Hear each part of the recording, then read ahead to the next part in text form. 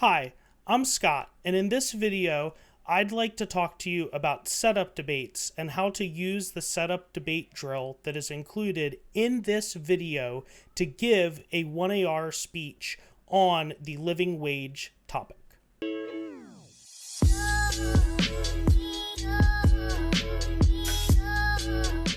So what is a setup debate? Pretty simply put, a setup debate is a drill that simulates a real debate. So in this video, you will see an AC and an NC that I constructed with the goal of setting up the debate for the debater to give a 1AR speech on this specific topic or on these specific set of contentions. If you want to think about it a different way, it's kind of like watching a debate on YouTube and pausing after a specific speech and then giving the next speech in the debate, except you get the benefit of actually giving the speech on the topic that we are actually debating for September and October 2024. The one thing that I would like to say about this video is I do not have time to get into all of the details of what you could do in a setup debate. So in the description below, I'm going to link not only the speech documents that I'm going to use for the AC and the NC, but I'm also going to link a longer video that includes sort of the nitty-gritty of how to do and get the most out of a setup debate. The last thing that I want to do before I jump into the speeches in the debate is just shout out the Kinky brief for a second. I constructed the AC and the NC, my cases, all the responses, most of the cards for this setup debate from that brief. So I'm going to link it below for anybody who would like to grab some freely available evidence from that brief. But without further ado, here is the AC and NC in this setup debate. I would encourage you to get out some flow paper, a pen, something like that, to flow the AC, flow the NC, get the speech document out, even though it's going to be going while I talk on here, just so that you can have it up, and then hopefully you will give the 1AR in this debate. So without further ado, here are the speeches. This is the 6-minute affirmative constructive speech. Time will begin on my first word. Hi, I'm Scott, and as the affirmative, I support the topic resolved. The United States ought to require that workers receive a living wage. My value in this debate is utilitarianism, and my criterion is maximizing expected well-being. Utilitarianism outweighs whoever does the greatest good for the greatest number of people should win this debate. Messerly in 16. Actions and intentions should be judged right or wrong depending upon tendency to promote pleasure or happiness of the greatest number of people. Utility measures the balance of an action's good and bad results. We subtract unhappiness by happiness. Net utility count everyone's happiness equally. The ends justify the means, but we are only responsible for consequences that we can reasonably anticipate. Consequences of an act does not undermine utilitarianism. My first contention in the debate is the economy. First, the economy is on the brink of a recession due to weak growth. The Somme rule, year-on-year unemployment and job openings. Edwards 8.2. The economy may have entered a recession. Unemployment rose 4.3%, up from 3.4% in April. The increase triggered the Somme rule. The gauge has a perfect track record. Year-over-year growth in unemployed persons suggests recessionary territory. Unemployed persons has grown by 14.5% year-over-year. Weekly unemployment claims sit up. History shows that the labor market deteriorates further quickly, with labor statistics being a lagging indicator. The real economy can be slower. Job openings are trending downward, and living wage boosts companies' performance and economic growth. This is Barford et al. In 2022. Living wages offer companies a stable workforce, leading to a multiplier effects in economies which boost incomes and increases demand. Wages lead to lower staff turnover, which reduces cost. Employees develop skills, contribute to institutional memory, and provide support to new employees. Employers invest in workers through training. Living wages promote a more motivated and productive workforce by improving morale. Work quality increased once they introduced living wages. Related relationships, improve loyalty, increases. PayPal attributes growth to decent wages. And next is that the wage increases will boost consumer spending, growth, and lead to job creation. Roberts in 2021. Wage increased would boost consumer spending and growth.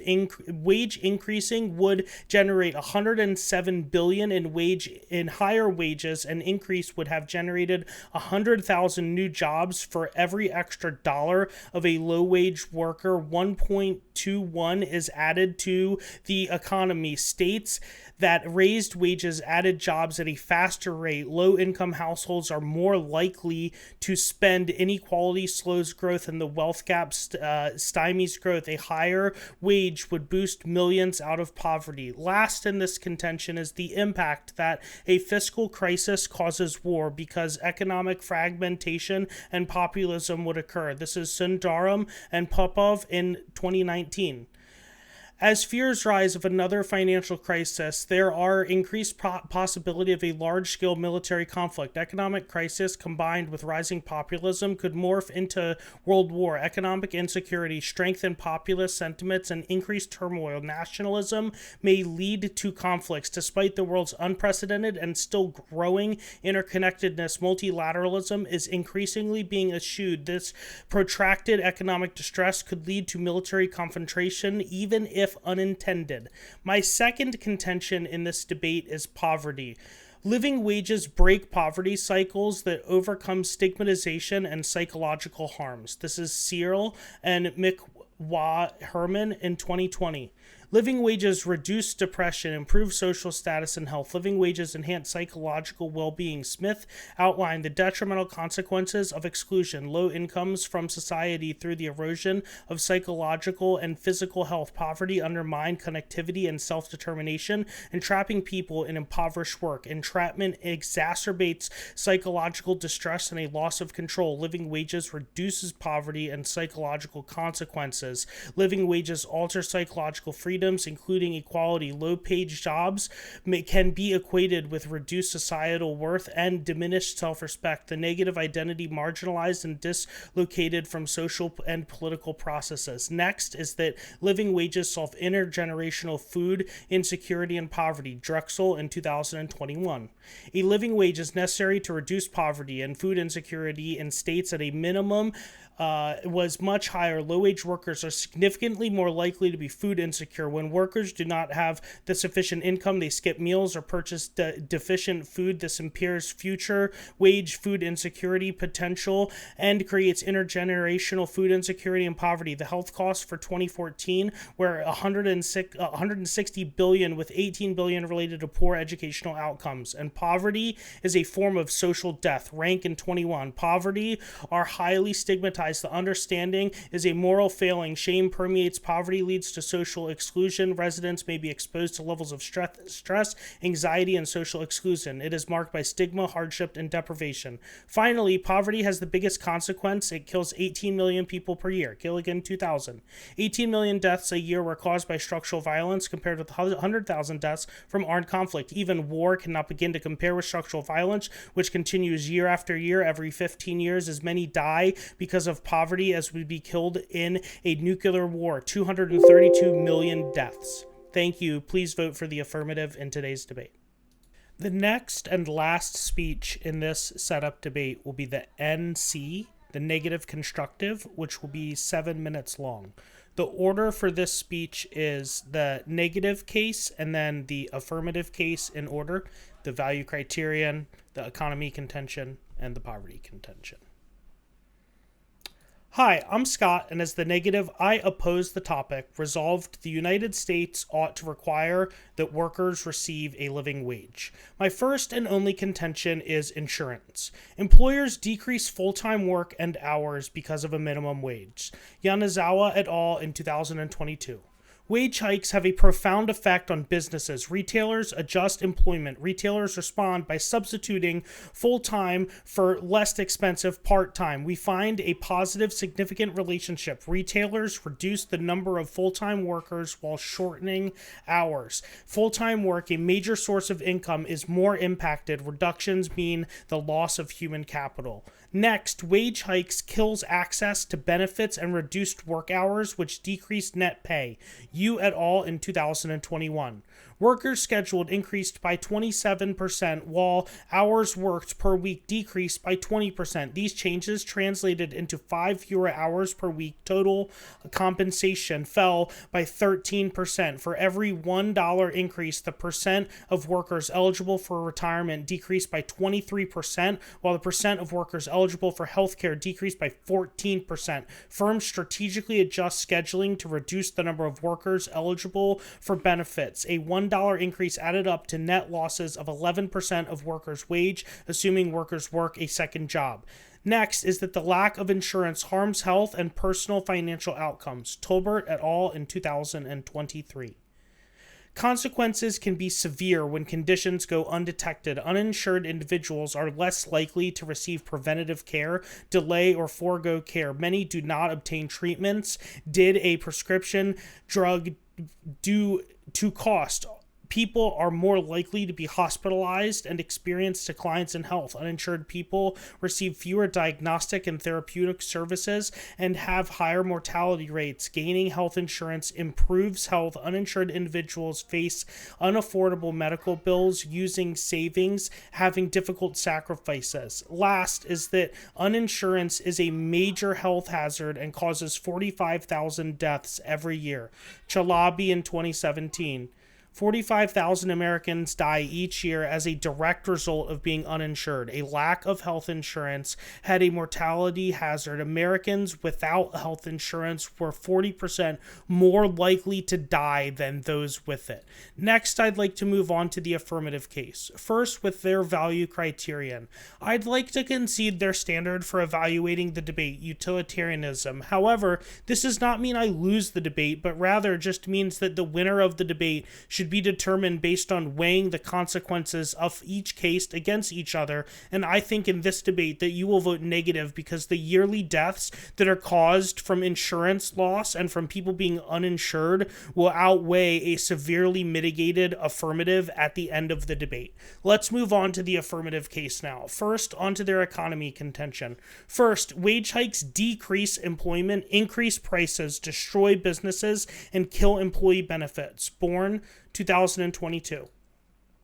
Meta-analysis, 5% of studies found wage hikes increased employment. The overwhelming majority found hikes had a negative effect. Studies resulted hinge on methodological choices. In the long term, find larger harmful effects. Companies pass wage increases on to consumers via higher prices. This will reduce income gains. Weaker profits will increase firm deaths, risking jobs. Wage increases in San Francisco predict increases in exit among restaurants. Lower profit rates will discourage business startups and firm entry, reducing job opportunities. Pay gains are offset by changes to compensation. Companies reduced hours, making them ineligible for benefits. Second is that economic decline causing war is empirically denied. Their AC evidence is from 2019. The COVID recession should post-date this, but it empirically denies it. There's also other instances like the 2008 recession, which means the economy contention is disproven. Third is that the affirmative living wage will kill small businesses and the economy. Shava et al. In 2019. Small businesses are vital, accounting for 50% of GDP, 70% of job gains. Wage compromise a significant fraction of costs faced by small businesses. Increase in labor costs impact profit margins and financially stress the firm. A dollar increase in minimum wage corresponds to a reduction in credit score. An increase in the minimum wage corresponds to an increase in exit probability by 2.2% or a 25% increase. Wage costs may impact financial health. Establishments are 12% more likely to default on bank loans. Aggregate employment declines. Significant business defaults on debt and cut employment. Minimum wage leads to a higher exit rate. We provide evidence of financial stress for 15 million small businesses. Fourth is that the U.S. is not critical to the global economy. Even a small decrease in the U.S. economy would not tip the global economy because it would be just a small fraction, which means that a global recession would not be triggered. Lastly is that you should reject the affirmative studies because they're all premised on small wage increases, whereas a living wage would double wages. Strain 2021. Care must be taken into existing forecasts of 107% effects could be nonlinear costs may not make sense in the face of small increases. Large wage increases would lead to employment reductions of 3%. $15 per hour would be so large it would be outside the evidence base, market evidence base. Now I'm going to move on to their poverty contention. First is that wages increase causes poverty and decreases economic growth. Sabia in 2024. Increase reduced employment, reducing demand for costlier labor. Incomes could fall, plunging workers deeper in poverty. Economists believe it is unlikely wage hikes will spur economic growth. Macroeconomic theories do not suggest wage controls would boost demand. A wage floor will reduce deficiency, shrinking GDP. Wage increases affect state GDP negatively. Employers respond by reducing health insurance. A strong consensus existed that wage increases were ineffective at reducing poverty, market poverty. Second is there's no link uniqueness because the affirmative does not have an impact. They drastically increase the minimum wage, but that does not give people who are the worst off jobs. The people who do not have jobs in the status quo will not have jobs as a result of the affirmative, which means that you will vote negative at the end of the debate. Thank you. Vote negative. So now that you've watched and flowed this AC and NC that I have given in this setup debate, my advice is to get the doc up, if you don't already have the doc up, and set a prep timer. Give yourself 2, 4, 5, 10 minutes, however much time you want to give yourself, and simulate the real conditions for this debate. Imagine you're giving the 1AR in this debate, and then give the 1AR. See how you do. Hopefully you find this helpful, and I will see you in future videos. Goodbye.